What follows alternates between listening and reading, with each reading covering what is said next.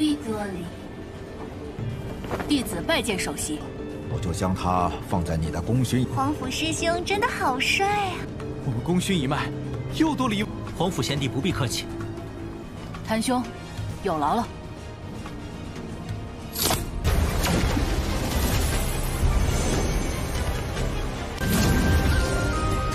卷轴有下品10幅，公主赐予的芥子时空宝塔，包含了你的名字。冰云仙骨玉，无需多言。属下遵命。Halo guys, welcome back to Kobe Movie. Dan gimana weekend kalian nih guys? Sabtu dan Minggu kemarin pada happy nggak nih? Kalau nggak happy, sini cerita dulu sama Mimin. Kira-kira kalian kenapa ya? Mimin tunggu di kolom komentar, oke? Oke guys, di hari ini kita semua bakal masuk ke part 248 Dewa Pakboy, dan di part ini wah bakalan seru banget karena akhirnya anak dari ketua Tantai itu masuk ke divisinya Shen Suping. Mayan nih, nambah satu murid yang sangat berguna buat divisi mereka. Selain itu kita semua bakal melihat kedatangan 2 orang dengan pangkat sangat tinggi di sekte Huangfu. Nah, kira-kira siapakah mereka? So, maka dari itu kita review sedikit dulu buat part kemarin di mana kita semua sudah melihat Tanyan akhirnya menjelaskan kepada ketua Tantai soal identitas aslinya Shen Suping. Setelah mengetahui kalau ayahnya Suping adalah mantan teman dekatnya, dia merasa bersalah dan langsung menjadikan Suping sebagai ketua dari divisi yang baru, yaitu divisi berjasa guys. Divisi berjasa juga diberikan dunia rahasia khusus supaya mereka bisa lebih aman dari ancaman luar. Mantap nih. Barulah setelah itu mereka langsung dibawa pindah ke alam rahasia tersebut. Kira-kira seperti apakah dunia rahasia baru mereka? Bagus atau tidak? Mari kita lihat setelah di intro satu ini ya guys. Hehehe. 多谢你一直以来对我的关注，这座极品灵矿也送给你。 Nah, di episode terakhir kemarin itu kita semua sudah tahu ya kan, kalau anaknya ketua Tantai yaitu Xian ingin memasuki divisi barunya Shen Suping dengan alasan agar dia bisa lebih mengenal Tanyun lebih dalam nih. Tetapi dirinya menyamar menjadi seorang pria yang memegang kipas. Sehingga gak lama dari itu, ketua Tantai pun menghampiri kapalnya Shen Suping. Tentu semua orang langsung memberi hormat tidak terkecuali Shen Suping itu sendiri.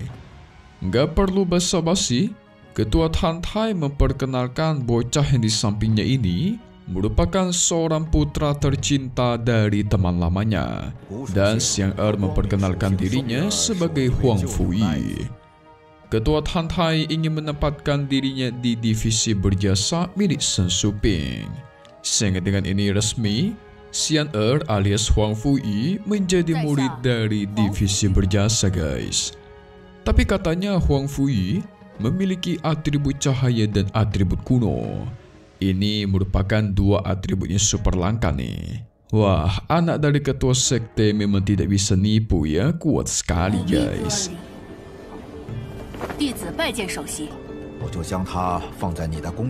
Ketampanan Huang Fuyi membuat semua wanita di sana auto terpukau. Apalagi bakatnya yang luar biasa, membuat para wanita auto jatuh hati. Tetapi tidak dengan si Zian yang melihat Huang Fuyi ini lebih mirip wanita daripada lebih mirip seorang pria. Sebenarnya nggak salah sih, aslinya kan emang seorang wanita dia. Ketua Tantai meminta Tanyun agar menjaga Xian dengan baik dan memberikannya metode latihan yang bagus. Dia juga ingin Tanyun membawa Xian menemui Long Aotian di kota. Siapa tahu di sana bisa mendapatkan pengalaman bagus. Segera Tanyun pun berkenalan dengan Xian Barulah ketua Tantai pergi guys. Ya, setidaknya Xian mendapatkan sambutan yang bagus dari divisi ini. 皇甫贤弟不必客气。谭兄，有劳了。Tetapi Dewa Pakboy kita sepertinya masih nggak sadar ya, kalau dia sudah tertipu oleh penyamarannya Xian Er nih. Singkat cerita, mereka akhirnya sampai ke gerbang dunia rahasia milik divisi berjasa. Gerbangnya sungguh bagus. Harusnya dengan begini nggak ada lagi yang berani mengganggu mereka. Namun gak lama dari itu, mereka pun kemunculan dua orang penting dari sekte Huangfu. Yang satunya tetua Te, satunya lagi Tan Tai Long, yang tidak lain adalah paman keduanya ketua sekte. Jadi kedatangan Tan Tai Long ini ingin mengambil alih divisi berjasa mereka untuk waktu sementara guys. Mungkin lebih tepatnya menjaga sebentar ya. Sosok begitu penting, Su Ping langsung turun untuk memberikan hormat. Di sini Su Ping bakal banyak belajar menjadi seorang ketua divisi yang baru. Dan orang yang bakal mengajari dia adalah paman Tan Tai Long. Pengalamannya lebih banyak dalam memimpin sebuah divisi. Tan Yun juga turun untuk memberikan hormat. Kebetulan Tan Tai Long sudah mendengar semua cerita penampilannya Tan Yun pada kompetisi pil yang kemarin. Dan menurutnya itu sungguh luar biasa nih. Mantap, hebatlah.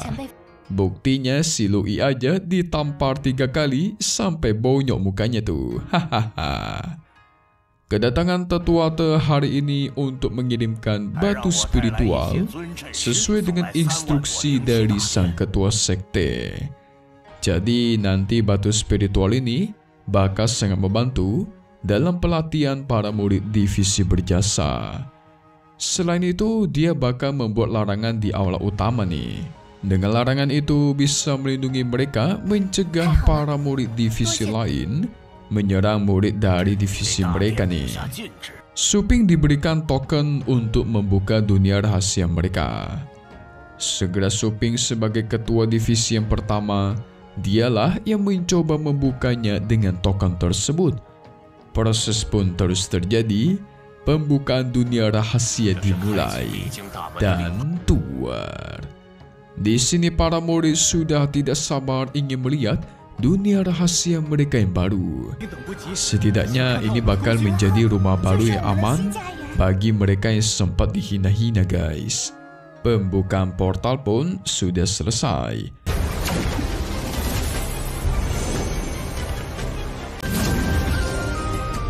Semua orang naik ke atas kapal, bersiap masuk ke dalam dan akhirnya mereka pun masuk. Di dalam itu indah sekali guys. Hanya bakal mencari cara agar melepaskan Cian dari divisi 5 jiwanya dan masuk ke divisi berjasa mereka. Mantap nih. Di dunia rahasia ini ada 10 pagoda ruang dan waktu kelas atas, serta banyak sekali harta-harta atau tempat lain yang sudah disiapkan oleh ketua Tan Tai. Ini semua merupakan pemberian dari ketua sekte. Ini sih banyak banget nih guys. Mimis sampai bingung nih dengarnya, saking banyaknya disebutkan. Su Ping mengira ini semua merupakan permintaan Tan Yun kepada ketua sekte. Tentu saja bukan.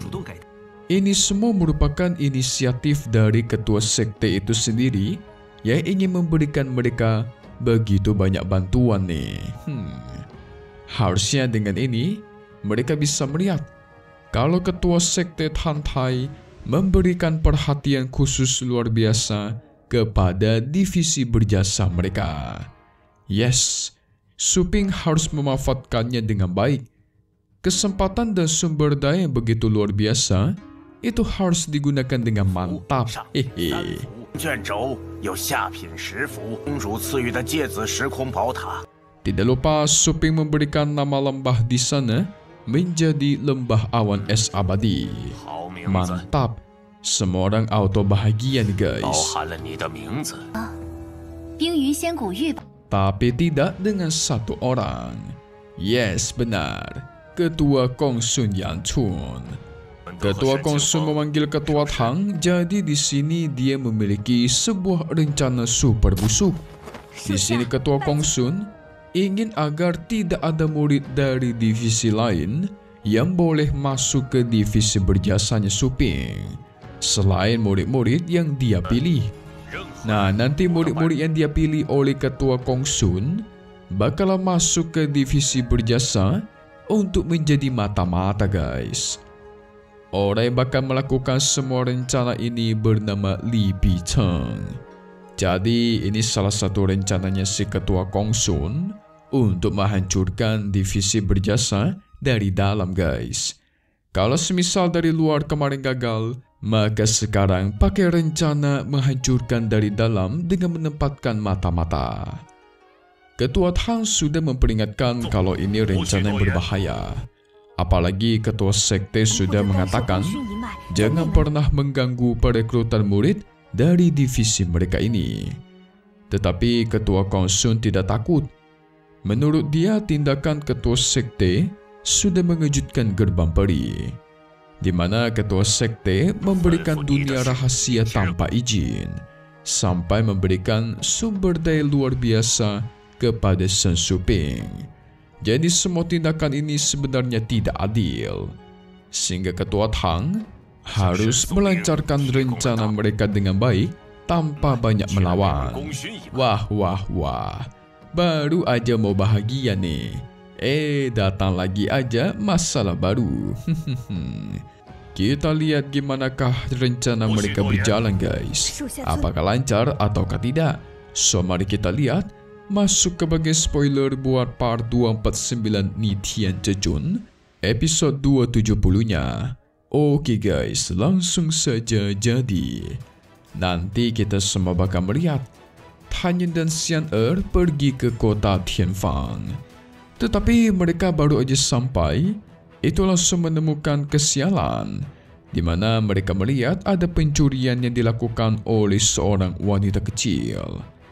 Si Xian Er sempat tidak terima, ingin melawan, tetapi hanya menyuruhnya agar berhenti saja. Tidak berguna mencegah bocah seperti ini dan mengundang masalah baru. Yang ternyata bocah ini sudah mencuri barang di kota Tianfang, guys. Xian Er yang tidak terima pun langsung menyerang dirinya. Sebenarnya ini mereka sudah meninggalkan Gerbang Peri. Nah, kalian mesti tahu ya guys, divisi berjasa baru itu didirikan, pasti banyak pihak yang benci dan iri nih. Sehingga Tan Yin yang berasal dari divisi berjasa bakal jadi incaran juga. Tetapi Tan Yin tidak takut. Siapapun yang datang, siapapun yang ingin melawannya, maka datang saja. Bakal dia bantai semua nih. Hehehe, mantap. Kita tunggu lagi di part 249 NTZZ episode 270 Ni Tian Zhejun.